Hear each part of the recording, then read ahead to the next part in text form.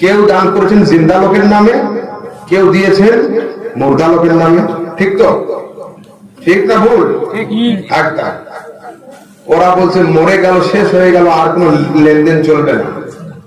তাদের যুক্তি আবার আছে। কি যুক্তি?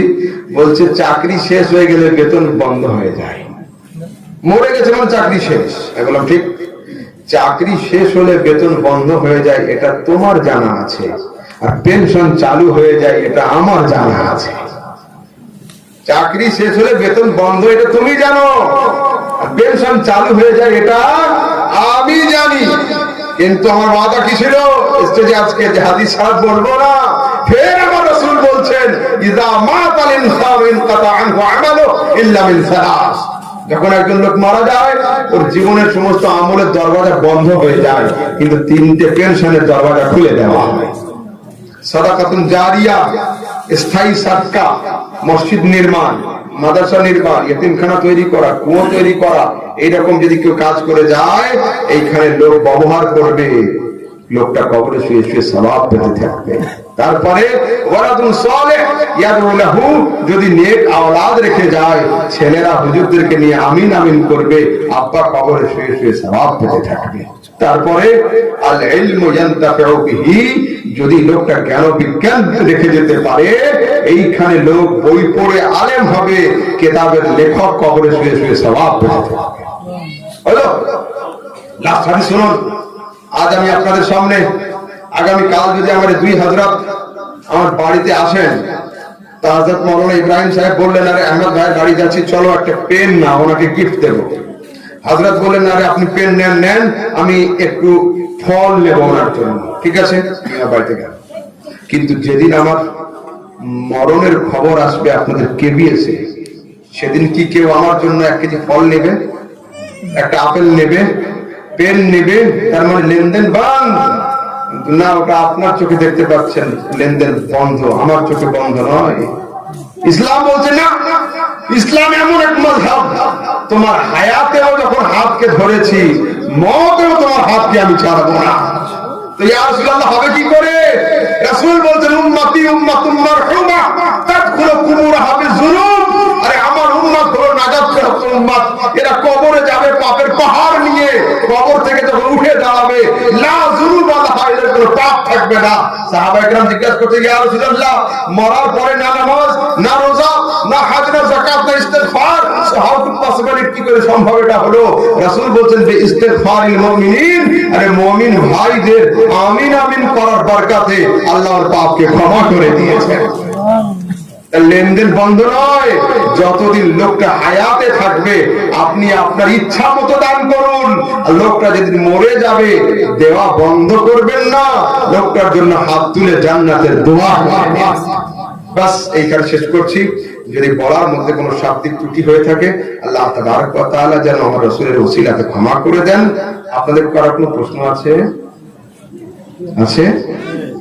কবর জিয়ারত সম্বন্ধে হযরত হ্যাঁ, কবর জিয়ারত। কবর জিয়ারত জি, তোমরা বলো। ইমামের পিছনে সূরা ফাতিহা। ইমামের পিছনে সূরা ফাতিহা, মাশাআল্লাহ। আচ্ছা ঠিক আছে, মাশাআল্লাহ। এই টাইপের প্রশ্ন করে যদি আমাকে কেউ ফলো পর্যন্ত বসিয়ে রাখেন আমি রাজি। আমি যদি কিছু জানি না কিন্তু না, খুব সুন্দর, মাশাআল্লাহ। এইরকম চাইছি তো, প্রশ্ন করো, প্রশ্ন করো। আমি সব সময়ের জন্য বিরোধীদের দলিলটাকে আগে পেশ করি। কেন? ওই দলিলটা না বলে যাই আগামী কাল চাই ওখানে বলবে এই হাদিসটা তোমাদের বলে যায়নি, সেটা ওর দলিলটা আমি আগে দেবো, তারপর খণ্ডন। হ্যাঁ, আচ্ছা। বুখারী হাদিসে আছে, বুখারী হাদিসে আছে লা সালাতা লিমান লাম ইয়াকরা বিফাতিহাতিল কিতাব।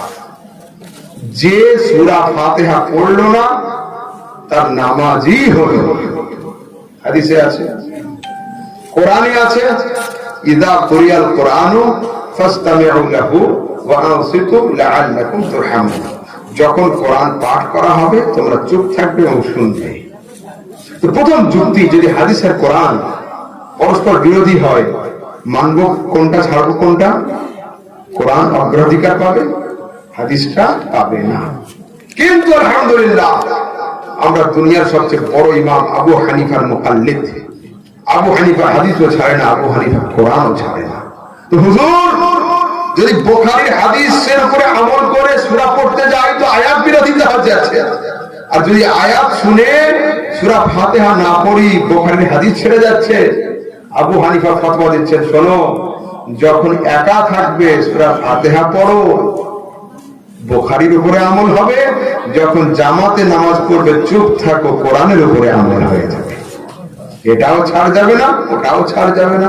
আবার সে হাদিসের মধ্যে আছে, ইন্নামা জুইলাল ইমাম লিইউতাম্মা বিহি, ইমাম এই জন্য বানানো হয় যে তার দ্বারাতে নামাজ সম্পূর্ণ করা হবে।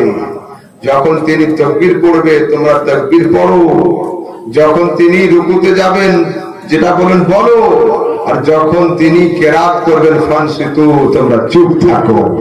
সরাসরি সিহাসিত্তার হাদিস, ঠিক আছে? সেটা চুপ থাকতে হবে। আর এ সম্পর্কে ডিটেইল দেখুন, আপনারা এখানে একটা লাইব্রেরি করেন। দেখুন বিষয় হলো এই, বিদেশি সৈন্য ভাড়া করে এনে কতক্ষণ যুদ্ধে যেতে যায়। গ্রামে ঝামেলা হয় তো দুই ভাই পুলিশ কে ডেকে আনে, শক্তিশালী ভাই হলো, পুলিশ এসে কান্না দিয়ে ঠান্ডা করে গেল, কিন্তু সারা জীবনের জন্য এদের টক ঝক লেগে যাবে। কেন, ও তো মেরে থানায় চলে যাবে, তারপরে যা হবে এদের। বিদেশি সৈনিক দিয়ে বেশিক্ষণ লড়াই করা যায় না। সেই জন্য আপনাদের মধ্যে থেকে কিছু ছেলেকে বের করুন, যারা 8-9 পাস করেছে তাদেরকে ভালো মাদ্রাসায় পড়ান, ভালো হাফিজ তৈরি করুন, ভালো মুফতি তৈরি করুন, আমাদের সঙ্গে যোগাযোগ করুন। ওয়েস্ট বেঙ্গলে যেখানে বেসিক ভাবে পড়ানো হয়, মাখদুমা সব মিশন আছে, সুন্দর হিপস পড়ানো হয়, ওইখান থেকে নিয়ে উপরে দেওয়া হবে। তারপর আল জামিয়া আশরাফিয়াতে দেওয়া হবে, কাছুছাতে দেওয়া হবে, বেরেলিতে দেওয়া হবে। সেই সমস্ত ছেলেরা এসে এই ভাড়া করে দূর থেকে সৈনিক এনে লড়ছেন 2 ঘন্টার জন্য, আর তখন আপনার বাড়িতে সৈনিক তৈরি হয়ে যাবে। আমরা বছরে একবার আসি আর না আসি, সারা বছর ওই একাই সামলে দেবে গ্রামকে, ঠিক আছে? আর লাইব্রেরি কায়েম করতে হবে। আপনারা ইউনিটি ইজ পাওয়ার, একতাই শক্তি। আমরা তো সারাদিন মোবাইল নিয়ে ব্যস্ত। যুবকরা শোনো, রবিবার করে এই হাজরাত আরো যারা আছেন একটা দিন পর, আসরের পরে হোক, মাগরিবের পরে হোক, এশার পরে হোক, রবিবার করে এক হয়ে 8 ঘন্টা বসে তালিম।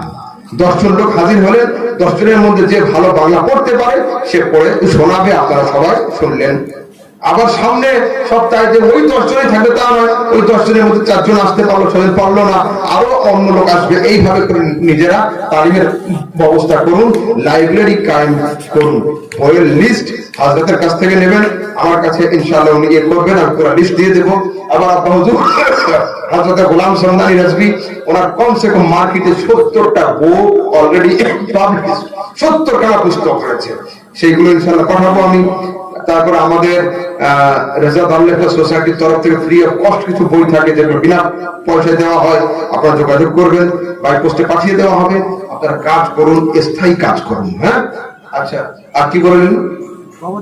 কবর জিয়ারত। দেখুন, কবর জিয়ারত আমি বললাম যে তোমার নাম কি বাবু? একটা নাম বলো না, যে কোনো বলো। তোমার নাম বলো। আইনুর হোসেন। হ্যাঁ, আইনুর হোসেন। আইনুর হোসেন। তোমার নাম? রাইহান। রেহান। আমি বললাম, রেহান, তুমি আইনুর হোসেনের মতো সাইকেল চালাবে না, তুমি আইনুর হোসেনের মতো মোটরসাইকেল চালাবে না। মোটরসাইকেল চালাতে মানা করলাম না, আইনুল হোসেনের মতো চালাতে মানা করলাম। কেন? আইনুল ডিসব্যালেন্স হয়ে চালায়, গাড়িতে উঠলে 80-তে কাটা রাখে। আমি গাড়ি চালাতে মানা করিনি, ওর মতো চালাতে মানা করেছি। রাসূল কি বলেছেন? নাহিতুকুম আন জিয়ারাতিল কুবুর, আগে কবর জিয়ারত মানা করেছিলাম। কাদের কবর? মুমিনদের না কাফেরদের কবর? তো কবর জিয়ারত মানা নয়, কাফেরদের কবর জিয়ারত মানা। পাগলের দল, জামতলা থেকে পাস করা, না কোনো সার্টিফিকেট, না ডিগ্রি, না পড়া, না শোনা, কিছুটা বাংলা হাদিস পড়ে আলেম হয়ে যাচ্ছে। আরে ইউটিউব খুলুন না, ইউটিউবে অপারেশন থেকে নিয়ে মুসলমানি পর্যন্ত যা দেখবেন সবকিছুই রয়েছে। কাঁচিও কিনতে পাওয়া যায়, সূচও পাওয়া যায়, ধাগাও পাওয়া যায়। ইউটিউবে ভিডিও দেখে কোন ছেলে আজ পর্যন্ত বাড়িতে নিজের ছোট ভাই মুসলমানি করেছে নাকি? না না, কেন? মিস্টেক হলে ক্যান্সার হয়ে যাবে। আমি আপনার সঙ্গে একমত। আগামীকাল যদি আমি বাড়ি যাই, বাড়ি গিয়ে বোর্ড লাগিয়ে দিই, মাওলানা যদি বাড়ি গিয়ে বোর্ড দিয়ে দেয় যেখানে ইব্রাহিম কালিমি ক্লিনিক সেন্টার, এখানে অপারেশন করা হয়, কে কে যাবেন ওনার বাড়িতে? ইমানদারি বলে, মহব্বতে অনেক লোক বলবে যে হুজুর আপনার সাথে মরতে রাজি, ও কথা আমি চাই না। রিয়ালিটি ভাবে বল, কেউ যাবেন? যাবেন না। কেন? সবাই জানে যে আমি আহমদ রাজা মৌলভী, মাওলানার কাছে পেটের অপারেশন করলে প্রাণের আশঙ্কা। আমি বললাম ঠিক, মাওলানার কাছে অপারেশন করলে জান চলে যাবে, আর ইউটিউবে ডাক্তারের কাছে ফতোয়া নিলে ঈমান চলে যাবে। যে যে সাবজেক্টে পারদর্শী নয় তার কাছে সেটা নেওয়া যাবে না। এখন সমাজের লোক দেখছে আলেমদের দেখলেই নাক ছিটকাচ্ছে। আলেম আরে ভাই শোনো, আমি যেই হই না কেন, মাওলানা ইব্রাহিম সাহেব যেই হন না কেন, যদি ওনার কোন আইনি সাহায্য নেওয়ার প্রয়োজন হয় উনি যাবেন লয়ারের বাড়ি, কোন শিক্ষা দীক্ষার প্রয়োজন হয় যাবেন কোন প্রফেসরের বাড়ি, বিল্ডিং এর ফাউন্ডেশনের প্রয়োজন হলে যাবেন ইঞ্জিনিয়ারের বাড়ি, বডি চেক আপের জন্য যাবেন মেডিকেল সায়েন্সের কোন ডাক্তারের কাছে। যদি একজন আলেম সাহেব প্রয়োজনের তাগিদে ডাক্তার, মাস্টার, লয়ার, ইঞ্জিনিয়ারের বাড়িতে যায়, তা আমি সিনা উঁচু করে বলে যাচ্ছি, ডাক্তার, মাস্টার, লয়ার, ইঞ্জিনিয়ারকে শরীয়তের মসলা দেওয়ার জন্য মাওলানা নাম লেখতে আসবে। বাড়িতে বসে বসে বাংলা বোখারি পড়লে আমি চলবো না। ঠিক আছে, চলো। আর কারো কিছু? আর কারো কিছু না? হ্যাঁ বলুন। জি বলুন। বাড়িতে ঘরে একটাই ঘর আছে, ঘরে কোরআন শরীফ পড়ছি, উপরে বিছানা শুয়ে আছে, কোরআন শরীফ পড়া।